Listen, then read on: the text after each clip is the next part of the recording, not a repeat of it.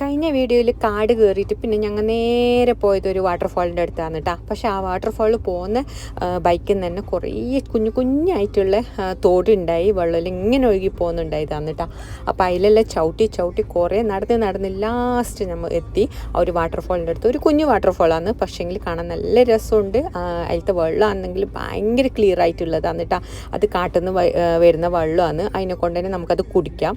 പിന്നെ കുപ്പിയിലെല്ലാം ഞങ്ങൾ എടുത്തിട്ടുണ്ടായിട്ടാ. അങ്ങനെ എന്താ പറയുക, അടലം ആ വെള്ളത്തിലെല്ലാം കുറച്ച് കളിച്ച് പിന്നെ അടല കണ്ടിട്ടായിട്ട് പിന്നെ ഞങ്ങൾ നേരെ പെരക്ക് പോയി. പക്ഷേ പെരക്ക് പോകുന്ന ബൈക്കിൽ നിന്ന് ഞങ്ങൾ കുറച്ച് ക്രാക്കേഴ്സ് വാങ്ങിച്ചിട്ടുണ്ടായി, വെടി വാങ്ങിച്ചിട്ടുണ്ടായി.